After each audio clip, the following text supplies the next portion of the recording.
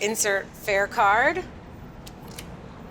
Sweet, we're off. Let's do this. Kendall is ready to ride. And here comes the bus. Well, technically it's the health line, and she's taking it for the very first time. We're just passing up all the cars. Wave goodbye to traffic, Kendall. I'm really impressed with how easy this has been. I can't say enough about it. Right back at you, Kendall. It's easier than you think, Cleveland. Get your personal starter kit today and get ready to ride RTA.com. I am Michael. I love to recycle. I do it with my bicycle. I do it from my tricycle. I do it in the summertime, or even when there's an icicle. I place it all in a special bin. Plastic bottles, glass, and paper, again and again. Keep them together, rinsed and cleaned, but no plastic bags, please, or you'll damage the machines. So join me and your neighbors. Recycling's no chore. Check out the new website to find out some more.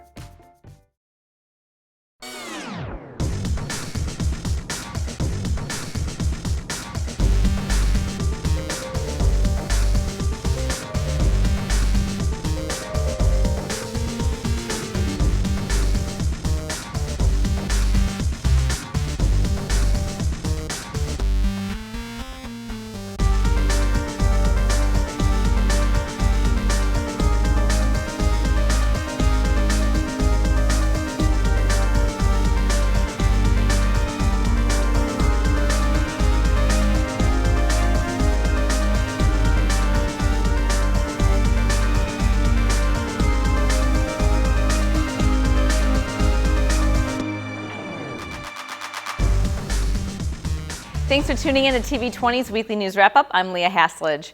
It's officially 1 year till the Republican National Convention comes to Cleveland. A press conference was held at the Global Center for Health Innovation by city and RNC committee officials with an update on what's to come.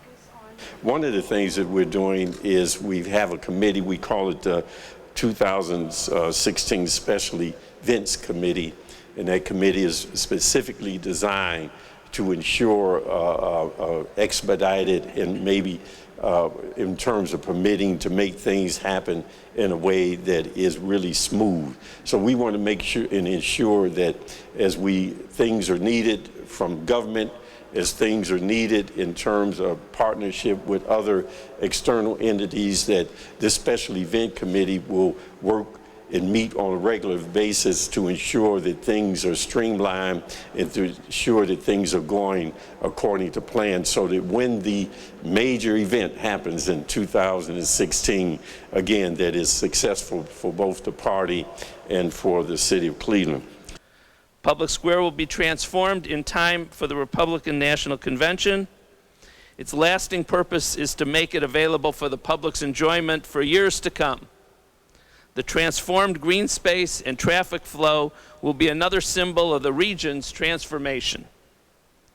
From the public projects we see and enjoy to behind-the-scenes efforts of our safety services, county government's committed to working with this team to make sure our visitors enjoy their stay in Northeast Ohio, so much so that they want to come back again and again and bring their families and friends too. And what I think makes me very proud, I believe we're doing all this in what I really think is very much a Cleveland way. It's an incredibly cooperative and engaging way. In every one of these committees, we have organizations throughout the community that have volunteered their time to be at the table and give their expertise. We're hearing from the city and the county, but you have Downtown Cleveland Alliance, Greater Cleveland Partnership, Land Studio, Destination Cleveland, Greater Cleveland Sports Commission, you have local media, I'm looking around so many different companies who volunteered their time and energy to make sure that we absolutely maximize this opportunity for our community. You can watch the press conference in its entirety on the TV20 YouTube channel. To learn more about the upcoming convention and how you can get involved, visit 2016cle.com. The Cleveland Community Police Commission held a public meeting to present the application and explain the process on selecting the 10 individuals who will be selected to serve on the inaugural Community Police Commission. At Cuyahoga Community College's Advanced Technology Center, members of the community attended the public meeting where they were able to ask questions they had about the application process and what the role the selected commission members would have. Basically, the district policing committees will work closely with this commission in providing information and in ways that the commission ultimately determines they can best be informed by the work at the local level. So they'll be, I think, as envisioned, a very important part of this overall community accountability and engagement. Let's be real frank. If you don't have the time to do this, don't apply. If this is just about, having something on profile or because of your position in a community, you should be on the commission. Don't apply. This is really about lives. This is really about lifting up and giving voice to people who really, in many respects, as my friend has pointed out, don't feel that their voice is being heard. So this is going to be a very iterative. It's going to be, you're going to have to get your knuckles dusty and dirty. You're going to have to get knee deep in looking at some data. You're going to have to sit down in some places and hear some voices from people who you may not agree with, but you're going to have to listen, just as we're listening here today. And so this is not business as usual. We have to say, what can we do as community, no matter where you live or what city? When we come together, we have to be the change truly that we want to see. So we can't keep looking for them to have all the answers, because we are the answer. And that's what I want to say. Thank you. And I will apply. Thank you. I spoke with the committee co-chairs about the first public meeting and what it's like to be part of the first selection panel.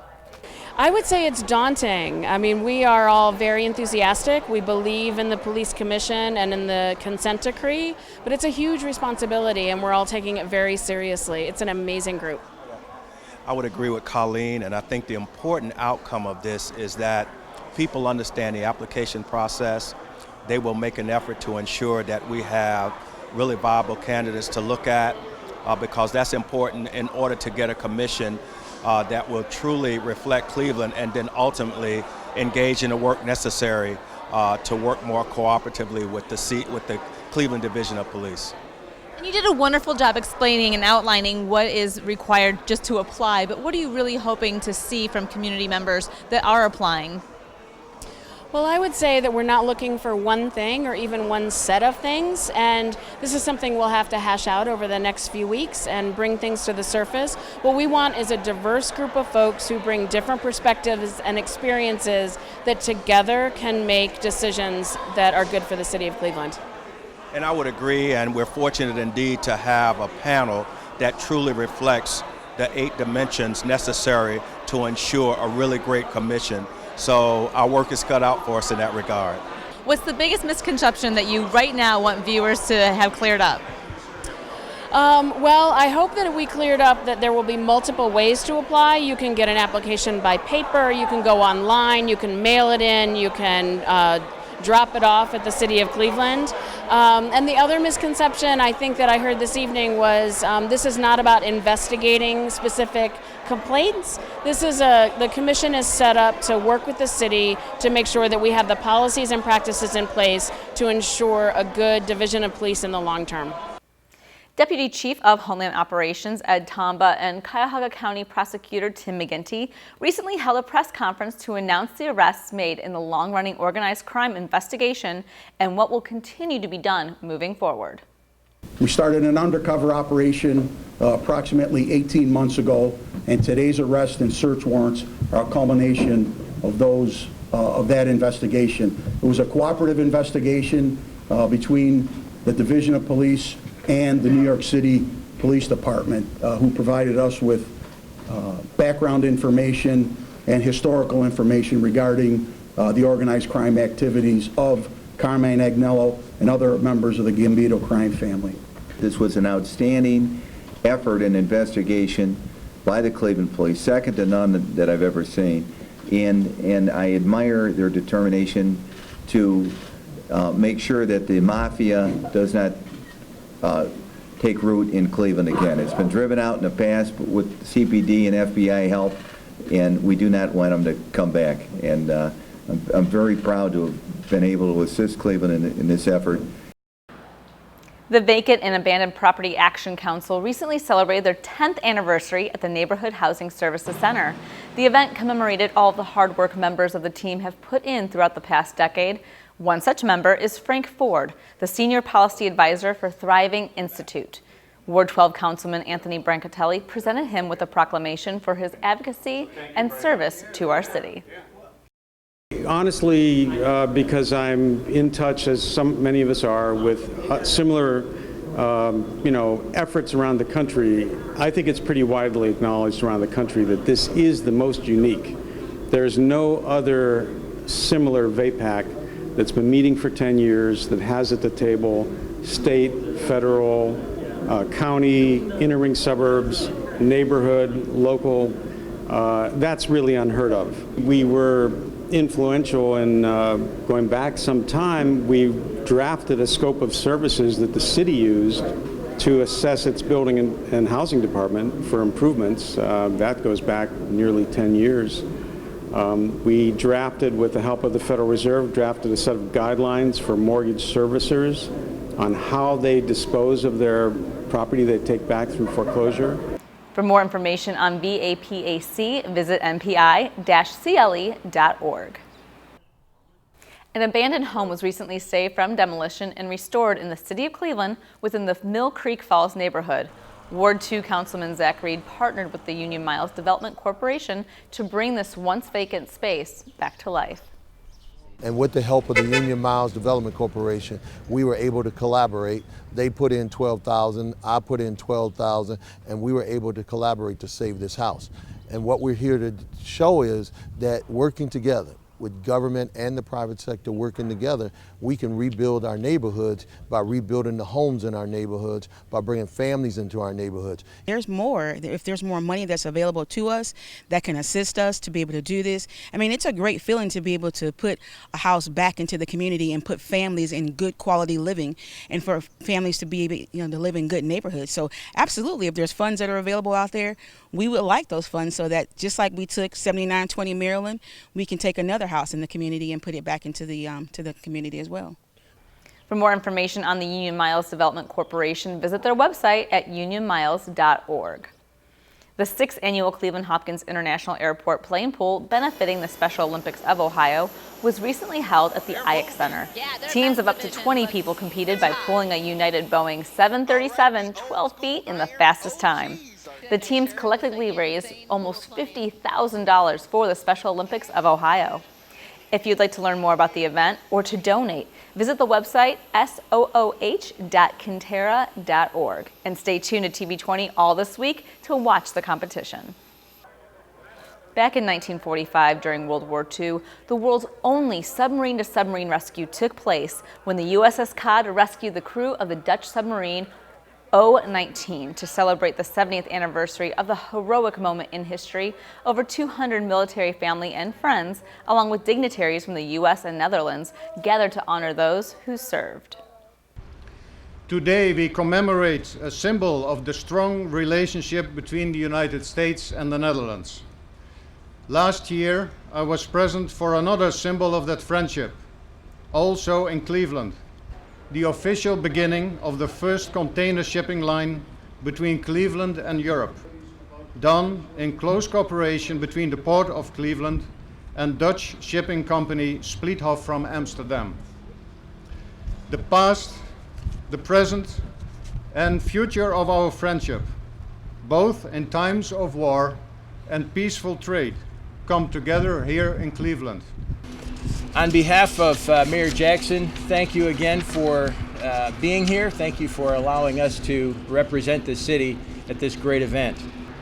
Some history books say it differently and have different dates, but about 1609, over 400 years ago, the relationship between what is now the United States was the colonies, even before the colonies began, that the relationship between the Netherlands and the United States took place. And in 1776, the Netherlands was the first country to salute the new American flag. And for that, we're very thankful for their support. The USS Cod is very important to our nation. It's very important to the city of Cleveland. But I think for me, I realize it's very important because it suggests what is the best of humanity. And I'm so honored that our friends are here from the Netherlands, and I'm so grateful for all the men and women who support the USS Cod, who make this place what it is all year round. But we also have to remember that things like this don't last forever unless we make them so.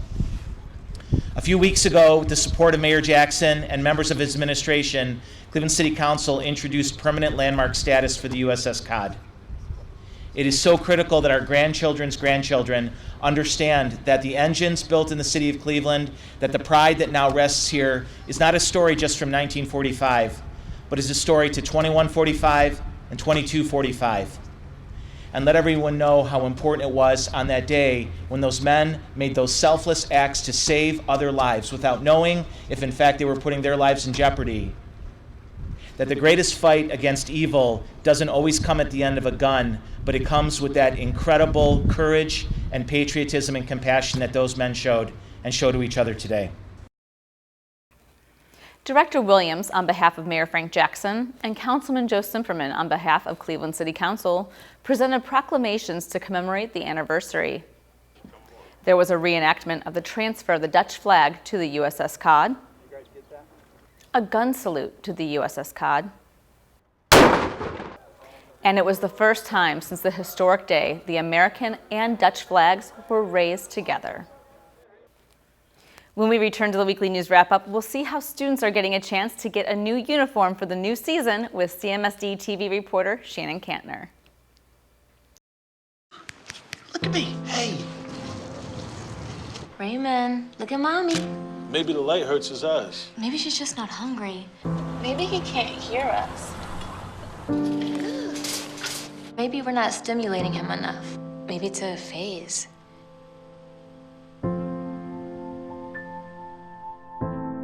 Avoiding eye contact is one early sign of autism.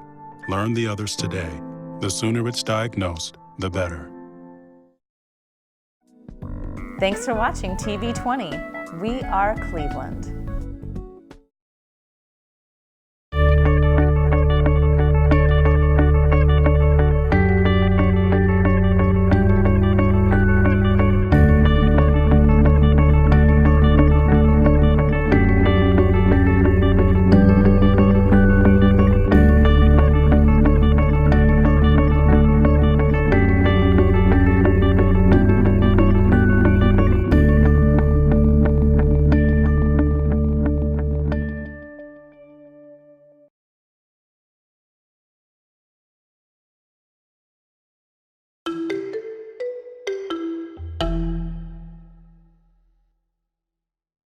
Being a geek has never been cooler thanks to the Geek Squad Academy, and more than 100 students learned that firsthand at Miles Park School this summer. Take a look at this free 2-day camp that gives students a taste of the latest technology and what their futures might hold. This isn't your typical summer camp. We're learning how to do digital music, filming, and scripts, and we're also learning programming and robotics. Not to mention 3D printing, plus a workshop focused on digital citizenship, about cyberbullying and how to be safe online. It feels great because like you've never done this before and you want to accomplish something new, and so when you do this, it makes you feel good. More than 100 students attended the free 2-day academy at Miles Park, giving them a chance to get hands-on with new technology rather than just stare at it. If I didn't go here, I'd probably be at home just watching TV. But this took me out of the house and showed me some new experience and gave me some new skills. Those new skills included producing their own original music, writing, filming, and editing their own movies, and designing 3D model houses. Any underserved community, under-resourced community, we try to get in here. And what's so unique about our program is that everything that we teach, these are free resources. So we want to ignite what's possible through technology in these youth. So in our 3D printing class, we use free software and we give them a flash drive so that they can go to a local library to print and continue to build upon their design. And build upon their future. After every academy they host across the country, the Geek Squad hopes students leave feeling inspired about a career in technology. About 10 million of the jobs that will exist in the future do not exist right now. And for a lot of these youth, the jobs that their parents have will not exist when they're in the workforce. So to get them inspired young will allow them to understand that you can have a career in this field, and it's such a booming industry that if you start early, you can grow and have much success later in life. We've been coming here for about 5 years. We actually had a youth to come back and say, I was a part of this program and I just got accepted into a university and I'm going into a technology field. Even if we touch one person, mission accomplished. In that case, mission accomplished. It can help me because I'm probably about to go into like engineering in the Army or something, and that can help me in the future.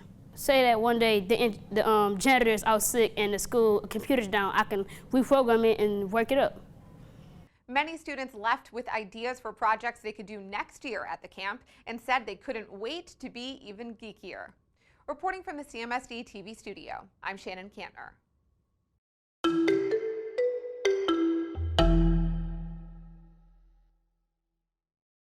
Our Better Business Bureau helped us avoid losing thousands of dollars to a loan modification scam. My BBB helped me find a mechanic I can trust. My BBB helped our company show support for high ethical standards in the communities we serve. My BBB helped boost my company's online presence and brought in new customers. Find out what your BBB can do for you at www.bbb.org.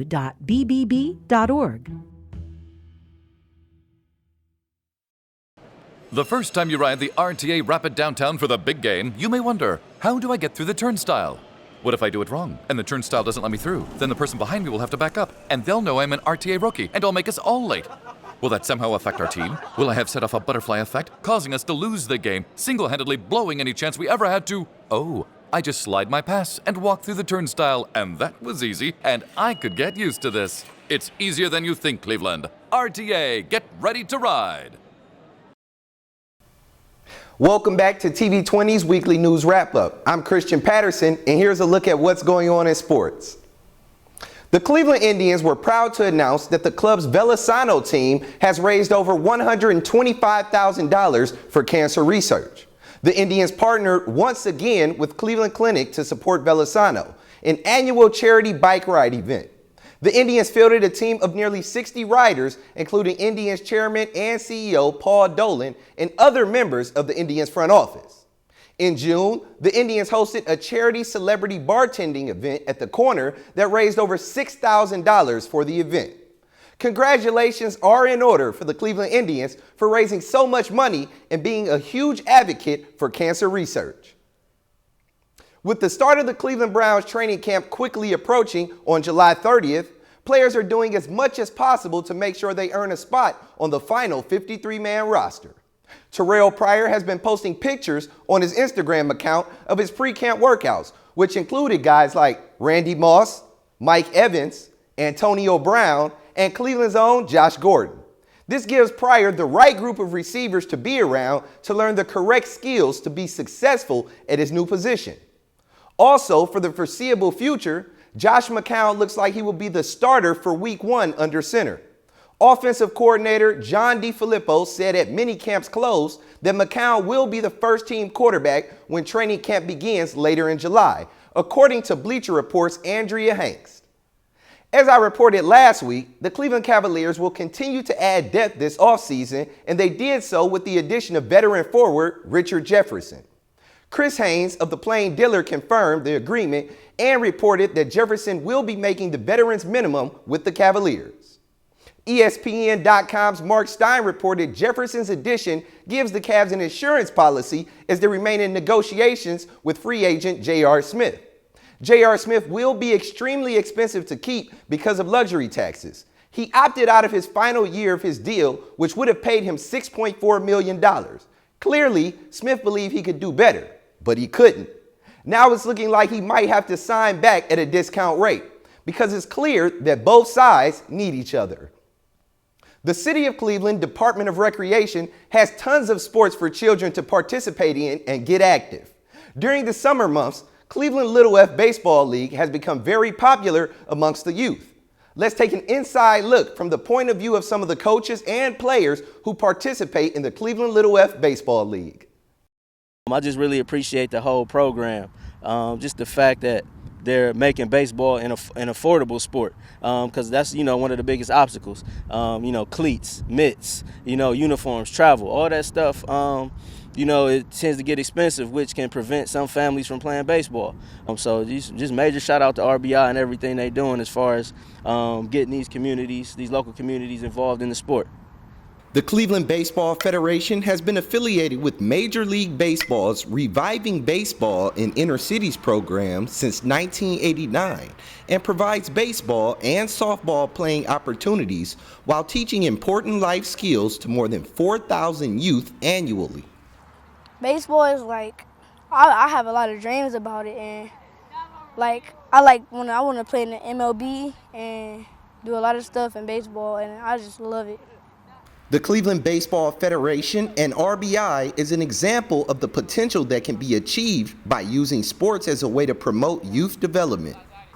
We're involved with the baseball team, but it's not just for the sports side of it. It's also for the academic side and the social side as well. We teach these kids a lot of things outside of just sports, but we teach them sportsmanship, we teach them how to play on a team, we teach them how to be part of something so that when they do get older and they do get to the high school level and hopefully the college level, and then when they get out in the workforce, that they take some of these skills that we've taught them at this early age onto those different aspects and facets of their life. So, I just try to stress to these guys to keep that high standard, high character, and just maintain a level of self-confidence, self-discipline, and perseverance. One great benefit of playing sports is having a dedicated coach available that is invested in the positive development of children, both on and off the field. I'm a firm believer of just giving back, so that's what brought me and inspired me to do what we do. Coaching baseball is just an obstacle that we have to use to connect and react with these kids today because the streets are undefeated. Coaching baseball led me into my profession now, which is teaching. So that just opened up the door for education, man, helping these kids out inside of school and outside of school. My coach, whether or not many people may believe this, but my coach plays a big part of my life because if he doesn't give me that extra motivation, then I don't think I could be where I am today. The CBF has consistently demonstrated a genuine care and understanding for the youth of Cleveland while striving to provide a safe atmosphere for learning. I think about going to college and playing on a major league level, and a high school I might want to go to is St. Edwards. The CBF's desire to help the youth of Cleveland through baseball and softball to develop self-esteem, social values, and life skills and find their path to productive citizenship should be applauded. Well, that's all I have for your TV20 Weekly Sports Wrap-Up. When we return from break, we'll have more with Leah. If you store your guns properly, I'll feel safer when I'm playing outside. Safer when walking home. I won't have to tell so many family members.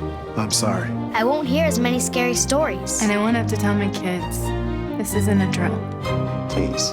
Please, do it for us. Your family, friends, and neighbors are all counting on you. Never let your gun get into the wrong hands. Remember, always, lock it up. Visit ncpc.org.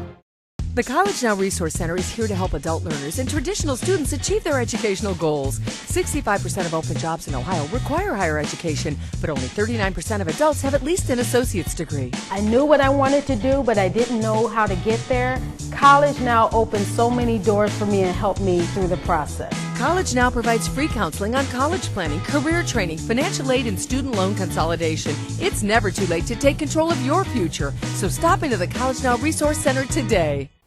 Welcome back to TV20's Weekly News Wrap-Up. A lot has happened in Cleveland over the last few weeks, and here are a few top stories in case you missed it. The Cleveland Division of Police recently held a press conference to discuss the launching of the Community Engagement Survey in regards to the body-worn camera system. We feel that the electronic surveys will give us the opportunity to reach the masses that weren't able to come to meetings, that have not seen the public campaign on television, so we can reach out to folks locally, regionally, nationally, internationally, and get their feedback. We believe that this survey will provide some great feedback that will strengthen the policy and make it even better. We have already gotten some great feedback from the in-person meetings. We go to the community meetings that have already taken place, and we're going to continue to have those community meetings where people will be able to provide feedback on the policy and ask questions of the department. The project manager for the City of Cleveland, Larry Jones, touched on the body camera system and how it benefits the citizens of our city.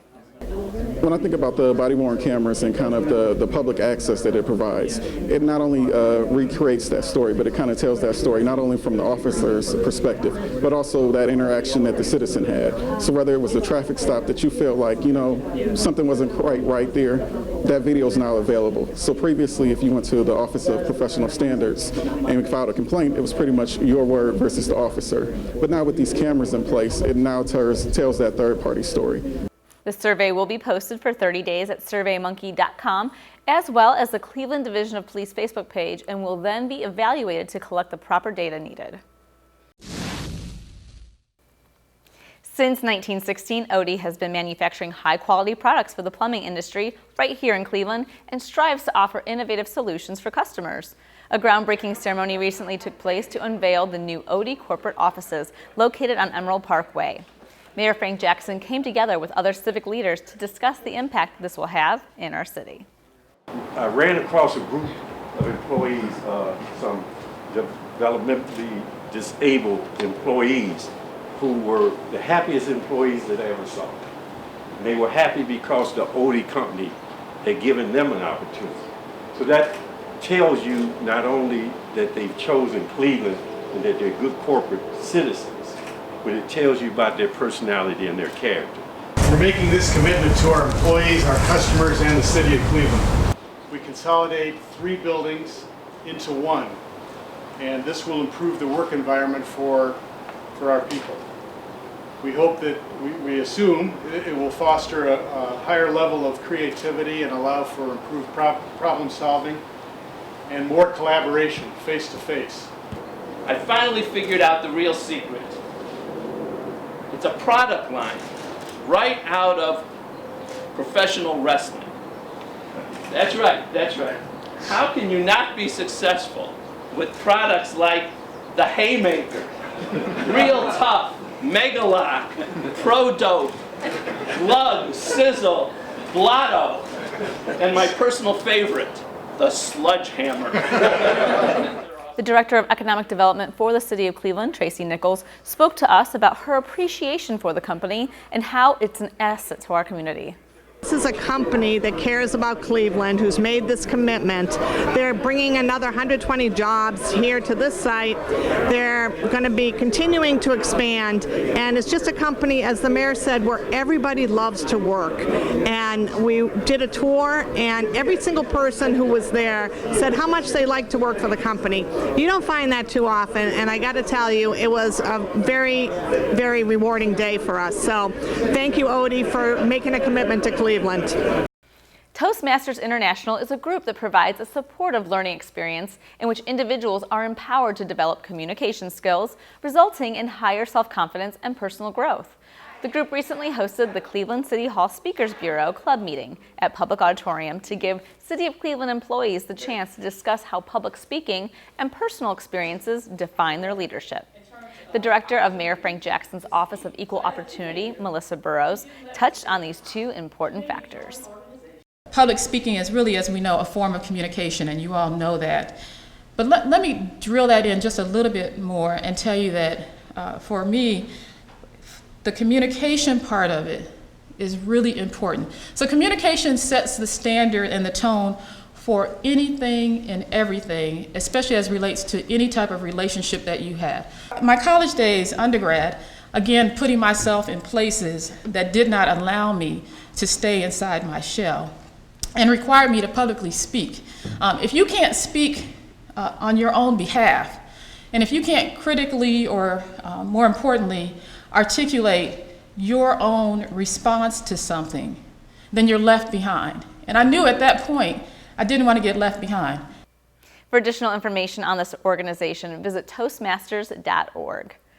The Cleveland Foundation recently awarded Cleveland State University with a $1 million grant to fund the KeyBank Foundation Scholars Program, which is designed to increase the rate of on-time completion of undergraduate programs at CSU by students who graduated from the Cleveland Metropolitan School District. The programs will be implemented in time for the 2016-2017 academic year and will apply to incoming freshmen as well as current students. President of Cleveland State University, Ronald Berkman, stated that the Key Bank Foundation is allowing CSU to develop the tools needed to assure students who come from CMSD schools will be successful. For more information, visit CSU's website at csuohio.edu. As we continue in the summer months, the temperature and humidity are on the rise. Senior citizens are often most vulnerable to drastic temperature changes. Some tips to consider are to stay out of direct sunlight, limit physical activity, drink plenty of water, avoid caffeine, and wear loose-fitting clothing. Warning signs of heat stroke include fainting, nausea, fast pulse rate, and flushed skin. No one should be in a parked car for a long period of time. If you'd like to receive a copy of the Summer Heat Information Booklet, contact the Department of Aging at 216-664-2833 and visit the City of Cleveland's website for more information. The Division of Recreation recently announced that it has been granted permission from the Cleveland Foundation to utilize the remaining $42,000 from last year's Recreation Extended Hours program. These funds will keep 4 recreation centers open Wednesday through Saturday until 11 p.m. through August 1st. Those centers include Lonnie Burton, Zelma George, Cadell, and Glenville. There'll be security on hand at the rec centers and curfew law will be enforced. For additional information, visit City Hall's blog at clecityhall.com. There's always something to do in the City of Cleveland, and here's a list of activities and events to enjoy.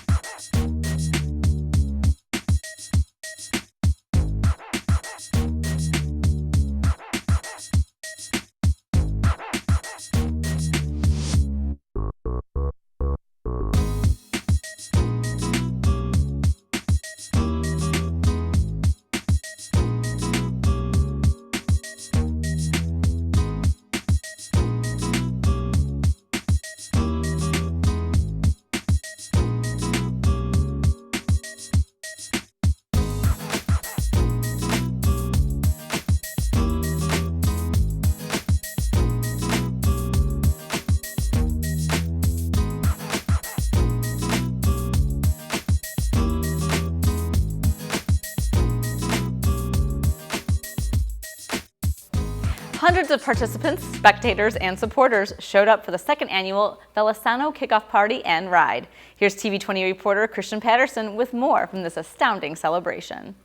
I'm here on Mall B in downtown Cleveland for the Velisano Kickoff Party. Now, Velisano weekend is for everyone. It's the bike ride to cure cancer, and 100% of the proceeds go directly to cancer research at the Cleveland Clinic.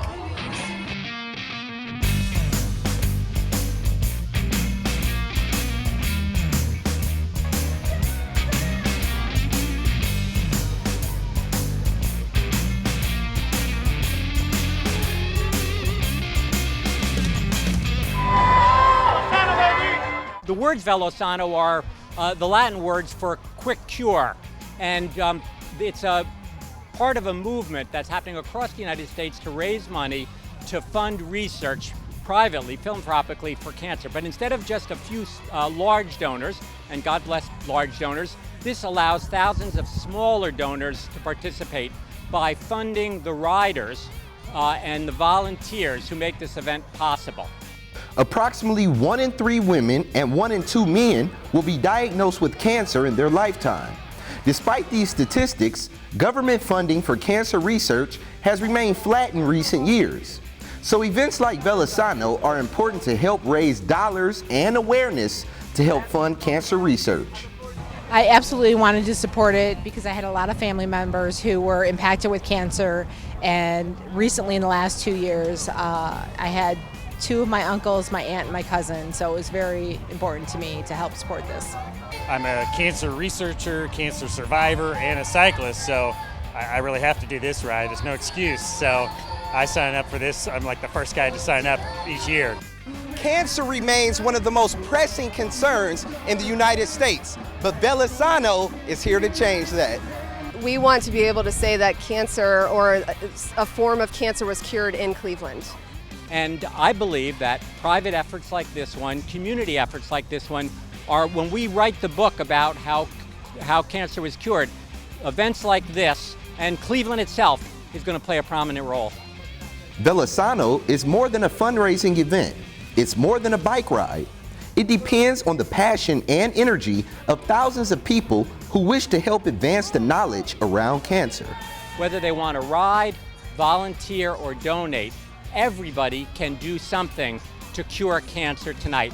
The second annual Velosano Bike to Cure fundraising event continues Saturday morning at Mall B.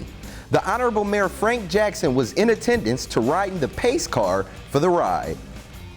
Thousands of riders were excited to kick off the ride, in which they would participate in different distances, including the 2-day 100 miles, 62 miles, 48 miles, and 25 miles. Last year's event raised more than $1.9 million, and this year's event topped that even before the kickoff party started. Velosano is truly a leader in the fight against cancer. What a great event! Velosano is a movement with the goal of bringing an entire community together to help one another. For TV20, I'm Christian Patterson. We are Cleveland. If you'd like to see more of these stories in their entirety, tune in to TV20's Around Town. Just check our schedule for times. That's all for TV20's Weekly News Wrap-Up. I'm Leah Haslage. Thanks for watching. Stay tuned for the bottom line up front with City of Cleveland Media Relations Director Dan Williams.